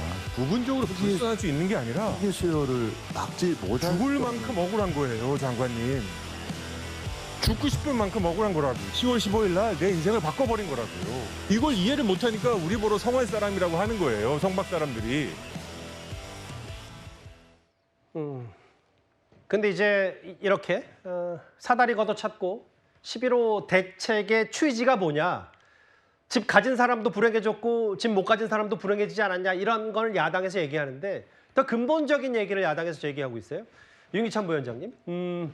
이렇게 거의 수도권 전역과 일부 지역만 빼고 다 규제로 묶어버렸다라는 거에 국민의힘 얘기는 의도적인 통계 누락으로 부동산 규제 지역을 10곳을 더 늘어나게 했다. 9월 집값 통계를 왜 의도적으로 누락했냐.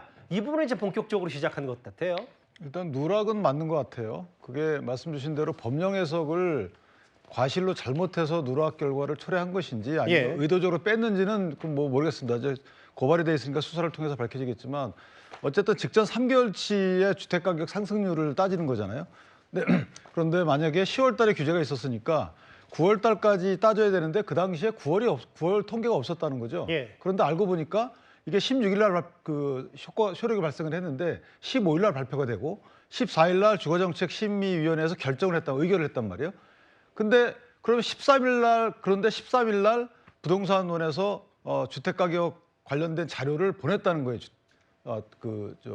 국토부에. 그럼 이미 알고 있는 거잖아요.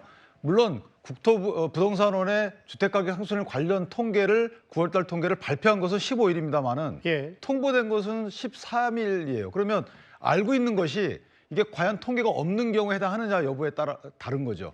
무슨 말씀이냐면 발표된 것은 15일이지만 국토부가 인지하게 된 것은 13일이기 때문에 14일 날 결정할 때와 15일 날 발표할 때 당연히 알고 있었다는 거죠. 예. 그러면 만약에 그 9월 달치를 포함시켰다면 10곳이 거기서 제외가 되는데 그걸 의도적으로 뺐기 때문에 10곳이 더 추가됐다. 그럼 10곳에 사는 주민들 입장에서 보면 내가 법령에 위반되게 쓸데없이 규제를 받고 있다.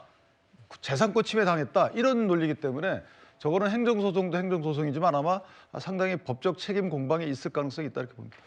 그러니까 이제 처분 시점 얘기를 두고 천하람 의원의 주장은 아니 9월 집값 통계를 의도적으로 누락해서 규제 지역을 더 늘려는 거 아닌가. 집값 떨어진 지역도 있는데 뭐 이런 얘기를 하고 있는데 근데 저는 야당의 이런 주장과 아예 법정 가겠다는 뭐 얘기지만 이 부분이 좀 눈여겨 보였어요. 좀 여러 생각이 들게 하는 다음 화면을 보겠습니다. 성침 부의장님. 오늘 뭐라 그랬냐면 김인도 국토부 장관이 뭐라 그랬냐면 만약에 야당이 행정소송에서 이재명 정부 그거 봐라. 9월 집값 통계 의도적으로 누락한 거 만약에 잘못해서 소송에서 정부가 지잖아요. 그럼 규제 푸실 생각 있는. 그러면 지면은 해당 일부 지역 규제 해제하겠다. 라는 말이 아무리 원론적이라고 해도 저걸 저희가 어떻게 받아들여야 돼요? 아니 행정소송 패소하면 안 풀고 배길 수가 있나요? 그러니까 그 어쩔 수 없기 때문에 얘기를 하는 예. 거고 그 김인덕 장관이 이야기하는 건 아마 안타까움이 있을 겁니다. 만약에 행정소송을 패소하게 돼버리면 지금 사실상 11호 대책을 이야기한 이후에 예. 우리 당이 그러니까 이재명 정부가 연말 안에 그러니까 올해 안에 발표될 이 공급 대책과 어울러서 이 정책이 발효될 것이다. 좀 효과를 볼 것이다라고 주장을 하고 있기 때문에 만약 근데 지금 야당에서 비판하는 것처럼 만약에 공급 대책까지 나왔는데 실효를 거두지 못한다. 그렇게 되면은 다시 되돌려도 뭐 어쩔 수 없는 거게 될 겁니다. 근데 예. 지금 행정소송 때문에 지금 이재명 정부가 추진하고자 했던 강력한 대책 10곳을 제외하게 된다면 아마 풍선 효과로 거기에 물릴 가능성도 충분히 있었고요. 그렇기 때문에 좀 강력한 대책과 공급 대책이 어우러졌을 때 이 정책이 추구하고자 하는 바가 실효를 거둘 수 있다고 보는데 예. 그것도 해보지도 못하고 뭔가 다시 되돌리게 된다? 그럼 시장에 엄청난 혼란을 줄 수 있거든요. 그렇기 예. 때문에 사실 저는 글쎄요. 이 행정소송이 진행이 되면 어쩔 수 없는 부분이 이걸 막을 수는 없는 부분입니다만 안타깝다는 말씀을 드릴 수밖에 없습니다.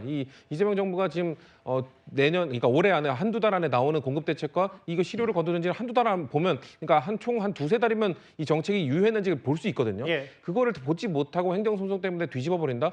저는 그거는 매우 안타깝게 지켜질 것 같기 때문에 예. 좀 행정소송의 결과가 지금 정부 정책 추진하는 방향에 문제가 없으므로 전 나왔으면 좋겠다는 개인적 생각을 갖고 있습니다. 아무래도 저 부동산 시장에 미친 이 영향, 11호 대책에 대한 파장이 어마어마하기 때문에 야당에서는 아예 과거 문재인 정부처럼 집값 통계를 의도적으로 누락한 건 조작한 거다. 법적 얘기를 했고 국토부 장관의 반박 얘기까지 하나하나 만나봤습니다. 아까 조정훈 의원이 무주택자, 서울에 집 없는 사람 손들어봐라라고 했더니 다 아무도 안 들어서 또 그런 장면도 좀 눈길을 끌었어요. 지금까지 들은 여러분들의 목소리를 만나볼 차례입니다. 첫 번째 댓글입니다.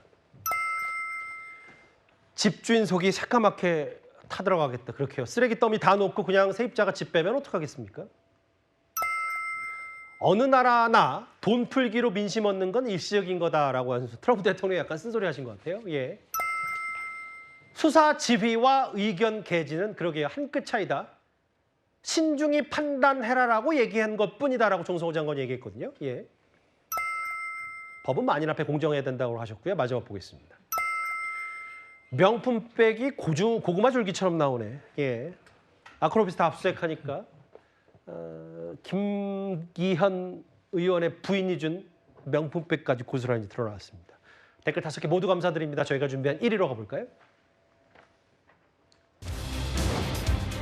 정부와 서울시유 간의 전면전 양상, 바로 종묘 개발을 두고 이제 본격화된 것 같습니다. 글쎄요, 오늘은 아마 누군가는 서울시장 전초전 아닌가라는 해석도 할 수 있을 것 같은데요. 오늘 김민석 국무총리가 종묘를 찾았습니다. 그리고 오세훈 시장을 이렇게 비판했습니다. 어디다 갖다 붙이세요? 어디다 갖다 붙여? 말씀을 아니, 어디다 갖다 붙이시냐고요? 김건희가 거기 앉은 거랑 우리가 무슨 상관이 있는데? 이게 이렇게 중요한 거라면 우리하고 얘기를 하셔야 될 거 아니에요? 죽어라고 죽어라서 얘기하는 사람이 죽어야지.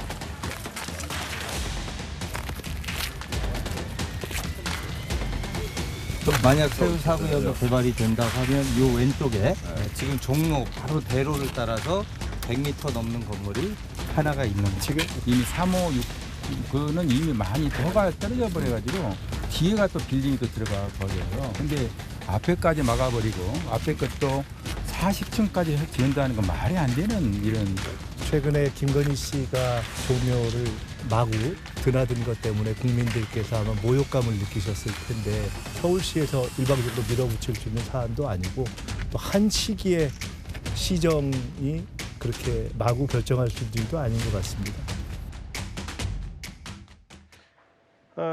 세계 유네스코 문화유산, 유네스코 세계 문화유산 가운데 하나인 이 종묘의 건너편에 145m, 한 41층짜리 초고층, 고층 건물을 지을 수도 있다. 이 얘기를 대법원이 이제 서울시 손을 들어줬기 때문에 이 파장이 지금 계속해서 눈덩이처럼 불어나고 있는데요. 이현정 의원님. 네. 총리까지 참전을 했어요. 서울시가 국익을 해치는 근시안적인 단견을 했다. 어떻게 받아들이시겠어요? 제가 하나 기억이 있는데요. 예전에 김민석 총리가 서울시장을 나온 적이 있습니다. 예.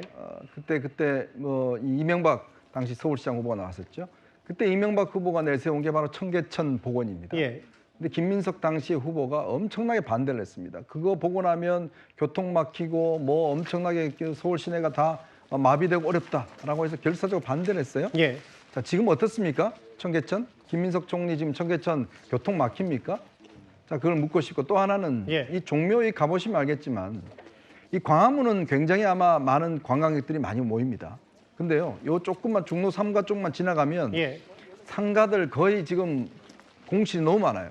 그리고 그 안쪽으로 가보시면 판자촌들이 여전히 많습니다. 자, 그래서 이게 왜 박원순 시장 때 무슨 도시재생인가 해서 사실상 개발 안 하고 세운 상가도 그냥 놔뒀어요. 지금 오세훈 시장이 내세우는 거는 지금 여기에 그냥 무조건 뭐 다 막는 걸 세우자는 게 아니라 이 종묘와 그다음에 도심이 어우러지는 만큼의 어떤 개발을 하자는 거거든요. 그리고 남산을 이어지는 숲길을 만들자는 거 아니겠습니까? 아니 그런 계획을 한 번이라도 본인이 파악을 해보고 논쟁을 해보고 자 이거가 문제 있다면 모르겠습니다만은 지금 무조건 무슨 김건희 씨가 지금 거기 앉았던 것과 이 개발하고 뭔 상관입니까 지금? 여기는요 오랫동안 정말 시민들이 개발이 안 돼서 어려움 겪고 있고 여기는 거의 왕래객도 별로 없습니다. 자 그러면 우리가 일본의 롯본기일스라든지 이런 도심개발을 통해서 관광객들이 모이고 주거가 모이고 하는 게 있지 않겠습니까? 그렇다면 최소한 이런 부분에 대한 계획에 대한 뭐가 잘못된지를 파악을 하고 반대를 해야 될 텐데 김건희 씨가 앉았다고 해서 이걸 계획을 반대한다는 그런 프레임 자체는 예전에 청계천을 반대했던 것과 저는 비슷하지 않냐는 생각이 듭니다. 예, 강성필 대변인. 네. 혹시 이건 뭐 상상력의 영역이긴 한데 김민석 총리가 최근에 뭐 김어준 씨 유튜브 나가서는 서울시장은 뭐 절대 이런 건 없고 뭐 이런 얘기를 하긴 했는데 아무래도 지방선과 관련이 안 지을 수는 없어서 서울시장 전초전 뭐 이렇게 해석해도 되는 거예요? 아니 뭐 이제 총리께서는 서울시장 안 나가실 것처럼 얘기했지만 저는 또 만약에 우리 당에서 가장 경쟁력 있는 서울시장 후보가 김민석 총리라고 하고 당원과 지지자들이 원한다고 하면 또 출마할 수 있는 것 아니겠습니까? 그런데 이제 종료 앞에 가셔가지고 이제 저런 어떤 얘기를 하셨던 거는 예. 서울시장을 준비하는 그런 정치적인 해석도 할 수 있겠지만 저는 기본적으로 이제 서울시도 문체부도 지금 뭐 반대하고 있고 그러면 협의를 해가면서 하는 게 저는 맞다고 봐요. 예. 그러니까 누구 의견이 맞다 틀리다는 지금 당장 우리가 밝힐 수가 없는 거지만 예. 여러 가지 우려 사항이 있으면 이런 우려를 다 불식시켜 가면서 갖는 것이 저는 오세훈 서울시장에게도 좋다고 생각합니다. 아예 민주당은 오세훈 TF, 최근에 이제 오세훈 시장 때리기 여러 정치적 목소리도 많이 냈는데 이제 전선이 종묘 개발로 이제 딱 굳어진 것 같습니다. 오 시장도 여기에 가만히 있지 않았습니다. 오늘 목소리 직접 한번 들어보겠습니다. 일단 이런 문제는 깊이 있는 토론과 논쟁을 통해서 결정이 돼야 될 문제지 일방적으로 이렇게 강요를 해서 혹은 뭐 힘의 우위를 활용해서 해결할 문제는 아니지 않습니까? 제가 이번에 깜짝 놀라면서 동시에 좀 중앙정부에 섭섭했던 부분은 전화 한 통 없었거든요. 이제 그런 의미에서 김민석 총리 조만간 빠른 시일 내에 시간을 내주신다면 찾아뵙고 설명을 드려도 좋고 공개 토론을 해도 좋다 하는 입장을 오늘 개진한 겁니다. 오 시장 얘기는 중앙정부가 나서서 일방적으로 서울시를 배도했다. 윤기찬 부위원장 이런 것 같아요. 오 시장 마음속에는 최근에 11호 부동산 대책도 뭔가 일방 통보했다.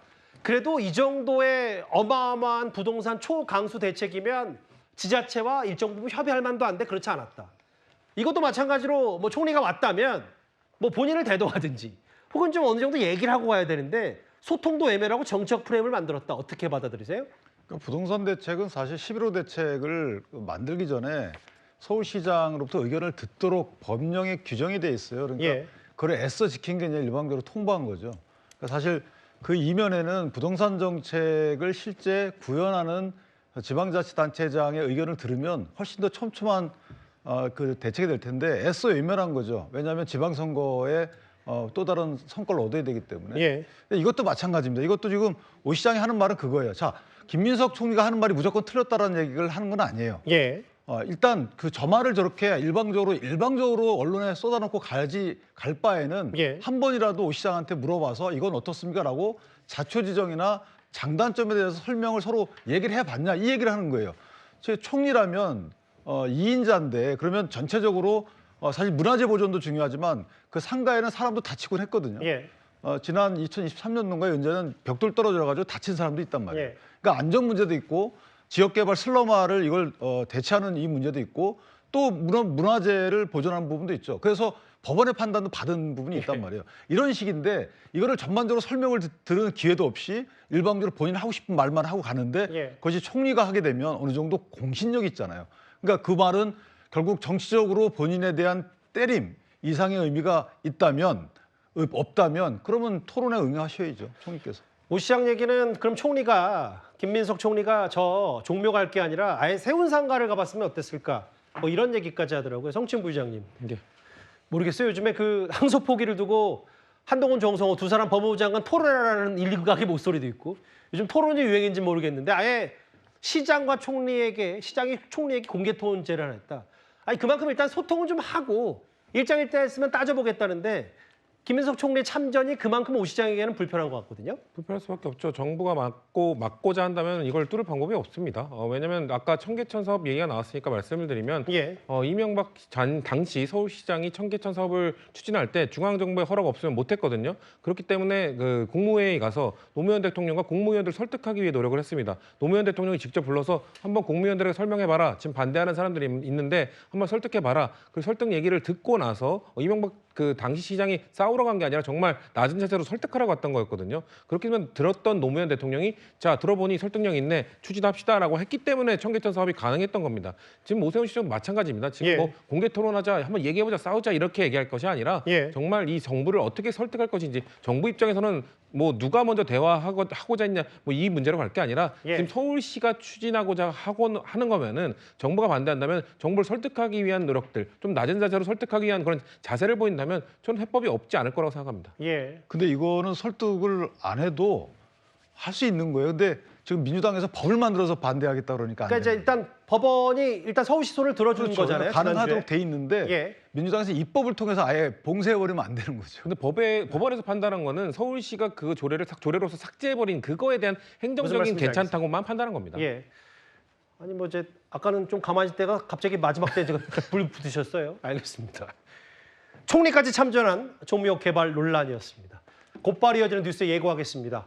검사들은 총장 대행에게 몰려가서 용퇴를 촉구하고 법무부 장관은 이례적인 출근길 브리핑을 했습니다. 항소 포기 관여 의혹에 대한 입장을 길게 설명한 정성호 장관인데요.